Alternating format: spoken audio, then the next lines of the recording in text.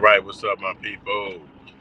I ended up not making it home as fast as I thought I was gonna make it back because I was gonna do my whole little live video about my little experience working at the Regal Theater, which is a theater in Chicago. So it was still gonna go live because I'm one of them people. I don't want to make the schedule go too far away without jumping out, popping out, and hollering at y'all little light skinned people. But everything's good on my end. What's going on is the branding is happening. I'm shooting my music video, and I shot it, so I'm editing my music video, and I will be shooting another music video for my album Killer Rap. I mean, my album is called Self Made Ology. My movie is called Killer Rapper, and that's out right now, Amazon Prime Video, baby. Yeah, so look, like and subscribe with your homie.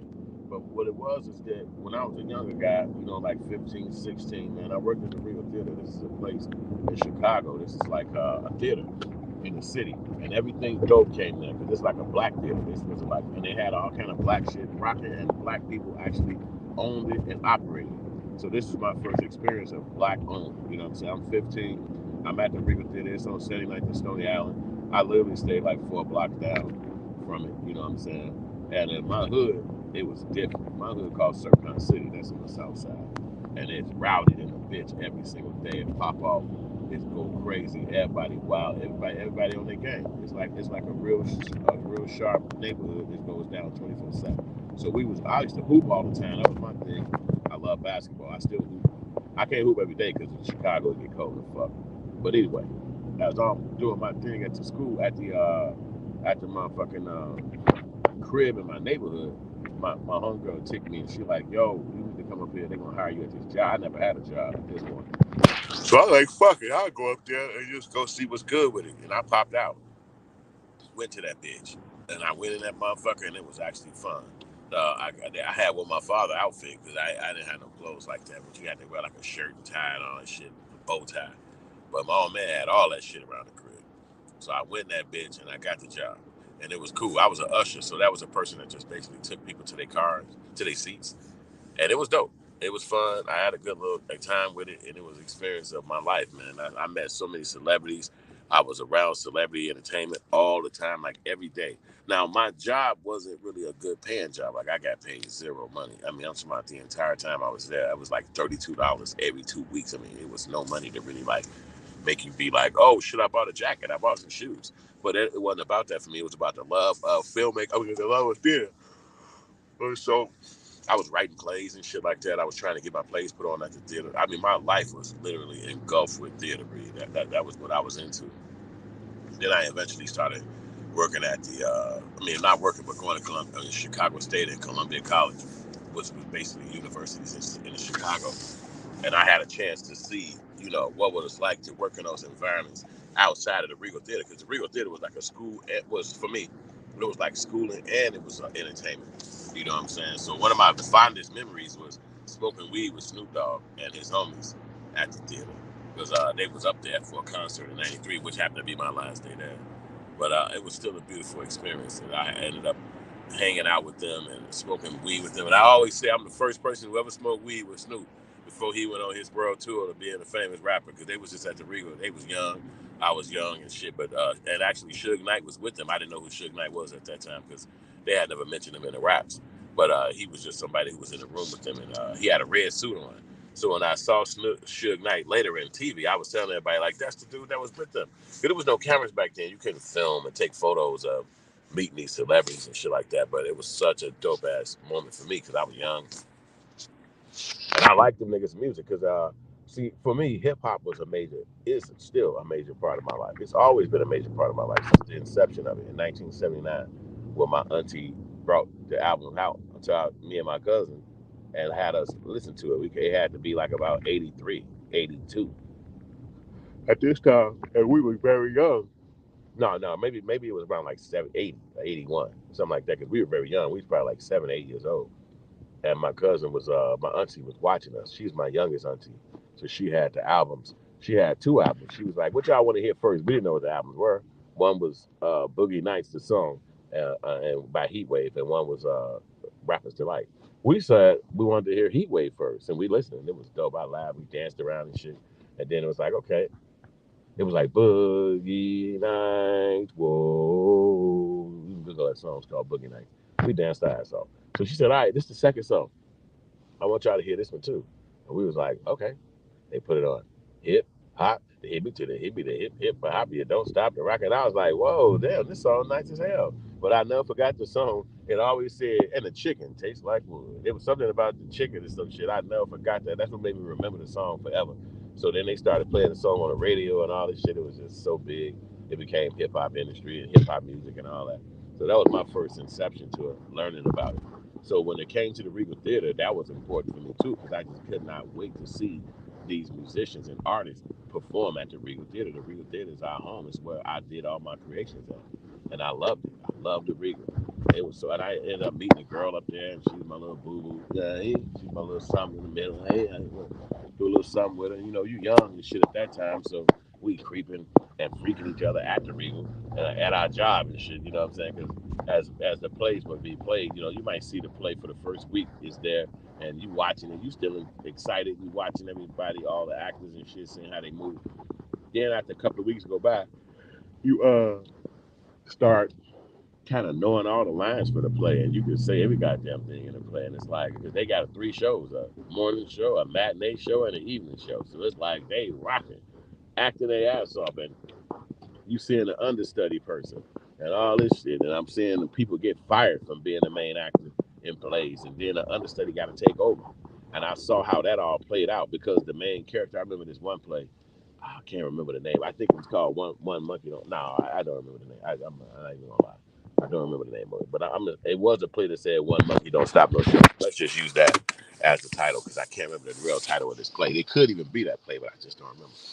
But make a long story short, the guy from what's that show, Love Boat, which is probably a lot before you guys' time. He was the only black person on that show when we were growing up. He actually played in this play called One Monkey Don't Stop No Show, and I don't remember if that was the exact name, but he was in this play. He was the main character in this play at the Regal Theater when I was coming up. The guy, his name was Isaac on the TV show, so he was the main character on this play, and he was doing a good job. All the people loved him. You know, he was a celebrity from TV, so they was packing the shit out that damn theater, getting people to come in there and see him perform. And he had that bitch rocking. And he was good. He made the motherfuckers laugh. It was just a good ass show. It was good. It was a really good show. And I watched it build. I watched it come from the first day. Maybe not so many people was at the show. And then to a couple of weeks down the line until that damn thing is packed to fucking, you can't believe it, that for them couple of weekends down the line. It's unbelievably packed. Oh shit, what the hell? The hell is this? The fuck? Don't do that. This bullshit gonna pull up some. I don't know what the fuck that was. Why the fuck would my credit card pop up on my damn phone? Get out of here with that. So anyway, that was shocking me right now. I'm like, huh? Like, you know, you gotta watch these cell phones, man. They be slick. I watch these motherfuckers. I know niggas didn't make them.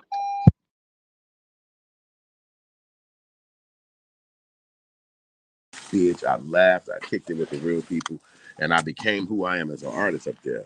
I learned how not to work with motherfuckers who got mental problems, people who are trying to control you, people who try to be jerks towards you and shit because they got a title or any of this dumb shit that people do. I learned all those lessons at that time.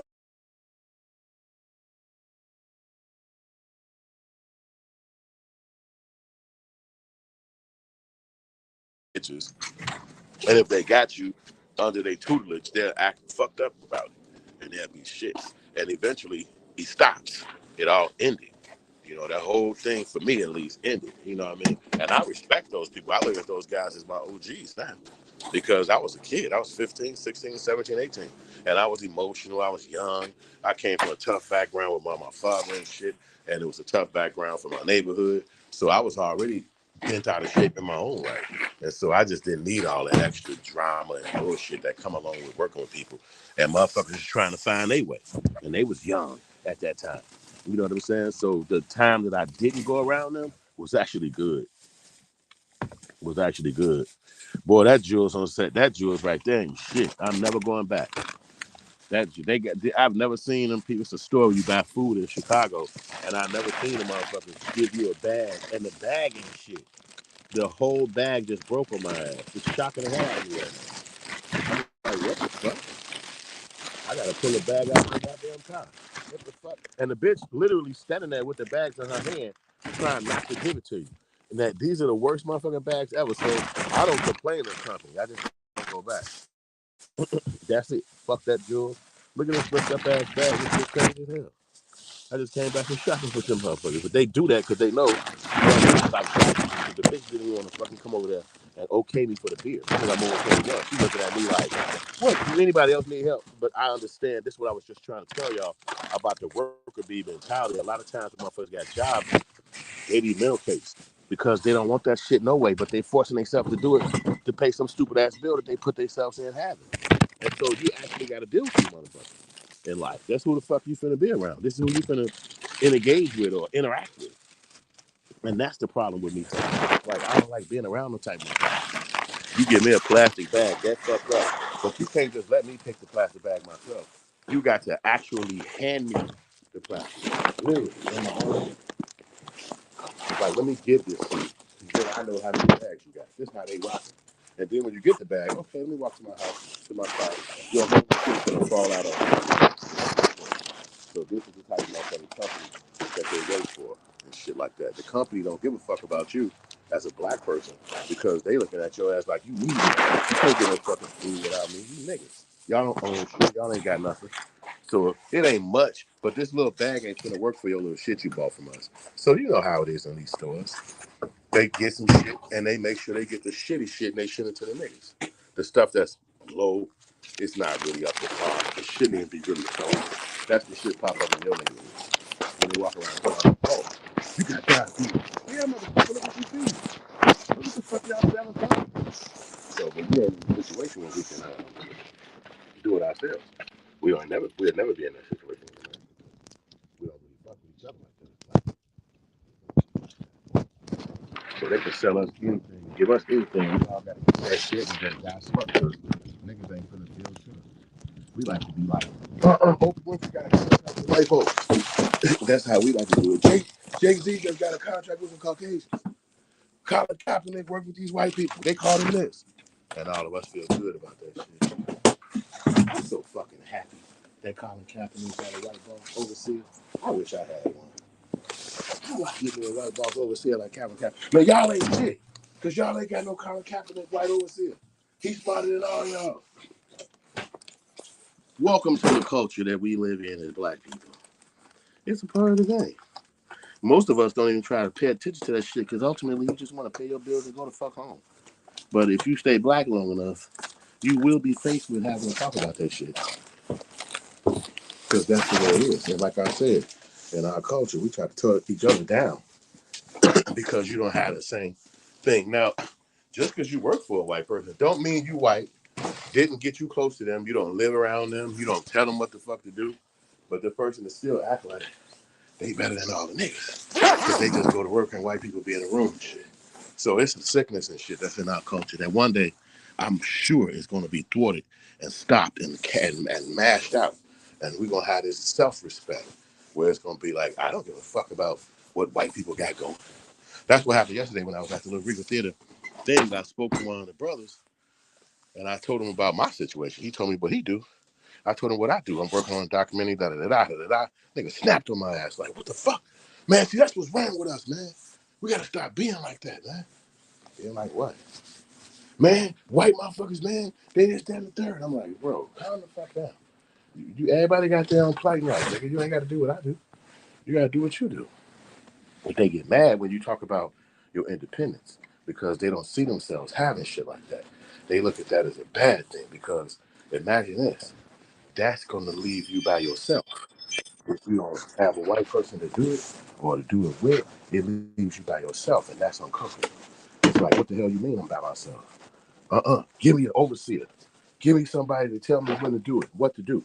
If you don't, I'm not even gonna pat myself on the back. See, that's what I learned from the Regal Theater. That you have to do this shit yourself. The guy who owned it, he eventually had to close it because he had a bunch of dumb niggas working for him who was trying to steal and shit. And you know, come up off of him because they didn't have shit. They couldn't think about how to parlay that shit into more money. Because there's motherfucking theaters around Chicago right now. Theaters, real theaters where real white people shit pop off every damn time. But that's in the white areas. It's not in the black area. That Regal Theater, that bitch sit on 79th Street. It probably ain't a place in America more blacker than that spot. It probably ain't. I don't even think it's 125th in Harlem. It's more blacker than 79th and Stony Island. It's black, black, black in these areas. So it's like you need black people to step up. But if a place can be closed for 20 years, literally it was closed down in 2003 and it's 2023. So here's a place that's never going to be opened again. It's never going to come back. It's forever. Like that's it. That's never going to be a thing again. It's like the Regal Theater was a thing, and now forevermore it never will. That's just what there was. So welcome to what it was, and welcome to what it'll never be. So it's like you just look at that shit now and be like, damn, we had a chance to fucking have our own, but no way. I saw it back then when I was young. Like it's too much bullshit when it comes to us as a culture running some shit. It's too much bullshit. It's like that place supposed to be open. Then you got people like Kanye West, R. Kelly, Michael Jordan, all these people who come through Chicago and become extremely ecstatically rich.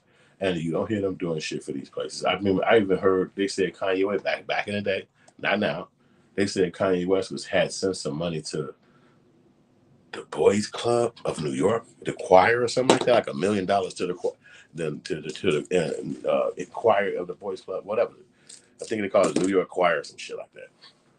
Boys Club Choir, whatever the fuck they call it.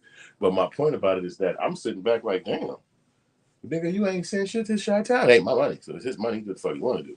But it just begs the question, like, damn. So basically, fuck Chi-Town niggas. Like, fuck our city. Fuck what we got going. Cause why? Because New York is where they want to live at, and he want to fit in with them folks. So shit, he giving money. They gonna put it on the news, and you look like some kind of a guy if you send some money to the New York motherfucking choir people. So it's like, damn. Again, you ask the question, my nigga, what about us? And it ain't no what about us. Because again, just like you said, that's his money. Send his money whoever the fuck he wants to send his money to. So you don't even get a chance to complain about that. It's they nigga money. I'm checking my audio. Don't know if it was sounding good all this time. Gang, that shit was sounding good this whole time. Y'all gonna make me cry. Y'all gonna make me cry. Anyway, so the Regal Theater was dope to me as a kid, and I was a fucking young man, and I experienced the best times of my life at that place. Here, y'all can take a walk with me. The Regal Theater. Oh shit, what's this movement? We got movement. Why is that moving? Don't move, bitch. So anyway, yeah, so that was a dope ass experience for me being a young man. I was in my 20s. I was in my teens. I left it at 20. And then I wanted to always get back into doing art. So I stayed my ass filmmaking.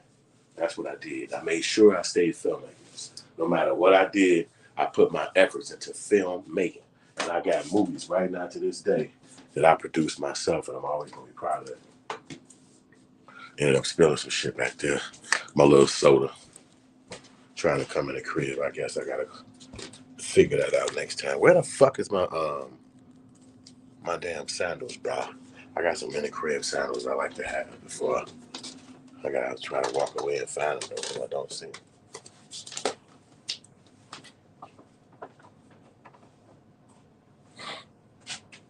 All right, that was green lit.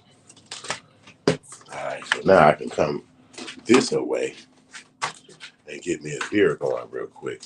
I ended up spilling some shit. I'm like, oh, I gotta do some dishes behind this bitch. I don't even think I'm gonna do it right now though. I want to get back doing some editing, but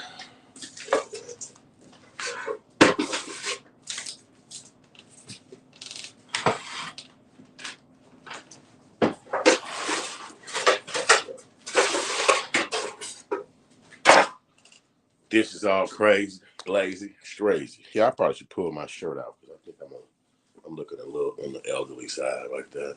With my shirt all tucked in. You know, I am a little on the elderly side, but you get what the fuck I'm talking about, don't you? Yeah, see, that's better like that. See that? My shirt is hanging. Yeah, so that was that whole thing about that when I was young, trying to figure out how to step around that. I was young. I wanted that shit to last forever, but I'm glad it didn't. Because, like I said, life is a motherfucker and it hits you over the head.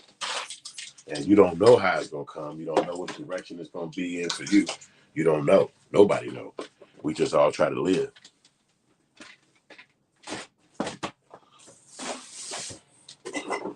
So, me, myself, I've worked my ass off to become a creative person. Put a lot of effort into that shit. And that's after the Regal Theater because I didn't want nobody else to stop me from creating and doing what the fuck I wanted to do. That taught me valuable lessons that today people still try to talk shit to me about. That's what the guy was saying. He don't know my story. So he thinking that you talking crazy when you saying, oh man, I can't have no boss, man. I don't want nobody over me. I don't give a fuck if you white or not. No, man, everybody gotta have somebody over them. Man, if you don't get your goofy ass out of here. Never heard no shit like that, nigga. You could be the boss man, nigga. You ain't gonna be the motherfucking CEO over the nigga who owned Berkshire Hathaway. You ain't gonna be able to CEO over a motherfucker who owns Shake Shack. So I don't know what the hell you talking about. That's empty conjecture. So I just decide, hey, don't try to tell these niggas your mindset. Don't tell motherfuckers how you think. Just let their ass live, because I got my own thoughts, and I ain't here to be convinced by you shit. I'm gonna talk about my life. I ain't regardless of what the fuck you got going. I'm talking about how I kick it, my nigga. And for me, this is what I do. You want to know hood feelings? You self 2 times. This is who I am. This is how I operate, and it works. That's why I say it's only people who I fuck with that got the same mentality as me, all the way around, at least. Except for obviously personal stuff. It's dang that. And he got a real mentality that's like, do it yourself, be unapologetic, and then be integrity. Don't do it to hurt people. Don't do it to snag people or be undercutting. That ain't the move. Do that shit with integrity so that it come back positive to you. And that's how I operate. Or I don't even fuck with people. I don't even fuck with them. I don't have no time. I don't kick. I don't hang out. I ain't getting drunk with you. None of that. Bye. Because like I said, motherfuckers is always trying to convince you some shit that you doing ain't right. Or somebody they know is doing it better. That's always like that. But when you're a person like me, you think for yourself, you got your own mindset, you just be like, hey, who gives a fuck? I don't give a shit about who you know, don't need to know them. I'm gonna be me. And I rock like that. And I'm okay if I can't come to your party, if I don't get in. I'm okay. I live.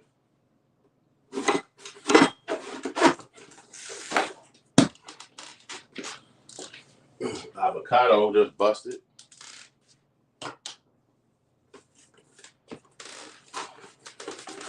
Anyway, y'all gotta tell me y'all comments, man. Have y'all ever worked at a theater? Have y'all ever worked in? What was your first job as a kid? What was it like? What was your first job in the arts or whatever career path you took? What was the first thing you did?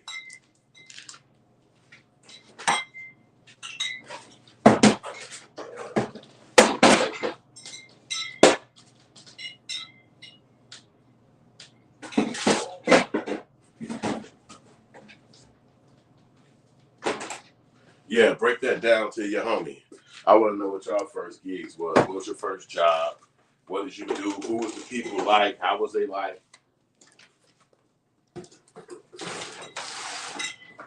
Did they treat you right? Was they shady individuals? Were they fake motherfuckers or somebody you have to say something to, get in their face? I would never hold a grudge with nobody over 30 years or anything like that. I'd be upset about what was like in my young years. Like, shit, I'm a fucking grown ass man today. And again, I operate my own thing. So I basically went out there and created my own music and movies. And I'm glad I meet other people, but again, I'm not trying to convince you to do shit my way. You gotta do shit your way. Whatever the hell that claim to be. Because that's what I do. I do everything my way.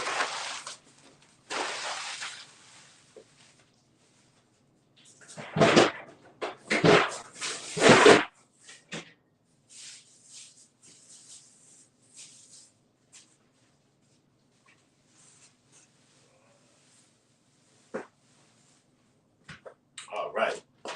Yep, so I'm just putting a little shit away before I cut up this little brew. This little beer thing I got going with.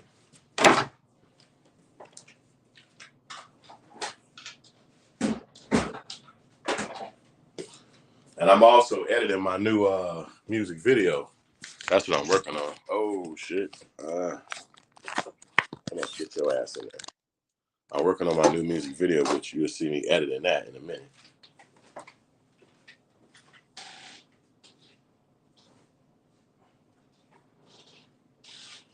So let me cut the heat down a notch.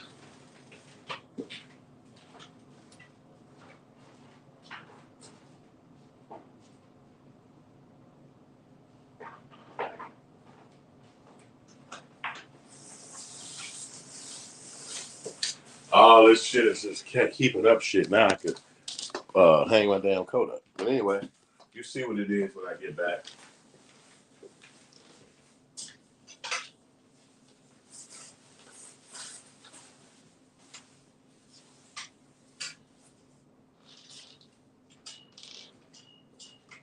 The little soda I had fell. That was all that cleaning up I was doing. But stuff always fall like that. I used to hate that, man. Like, damn, you want to do something, and some shit'll fall right on your ass. Like, God damn it. Yeah, so if I do wash the dishes or any of that, it'll be a minute from now. Because I'm about to just enjoy me a beer. I was editing my music video for my new song called Hustle Around the Clock. Yes, as you know, your boy Hood has been making music. I got my own album out now. And I like this shit. It's pretty dope. 7 songs. I'm going to try to put it in the description. But if I don't, it's called Self-Made-ology.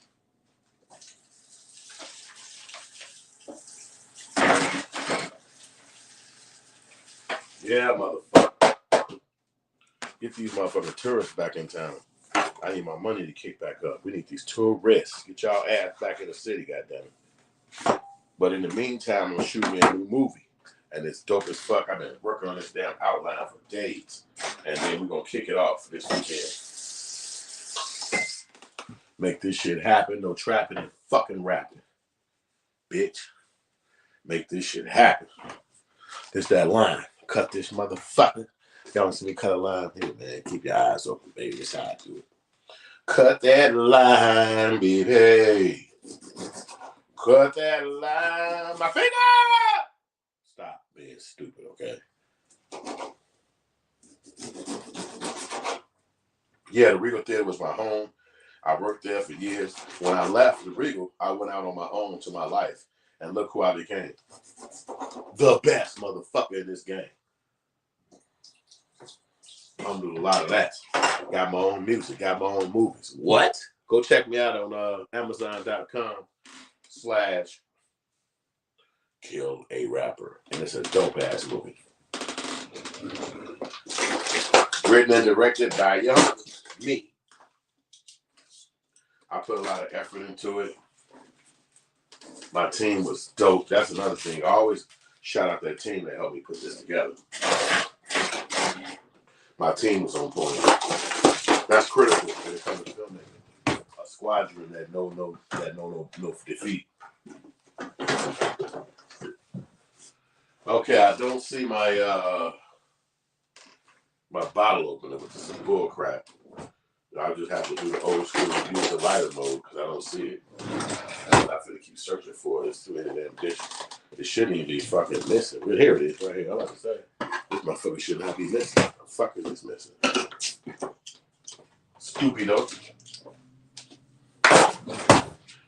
My life at the Regal Theater was dope as hell.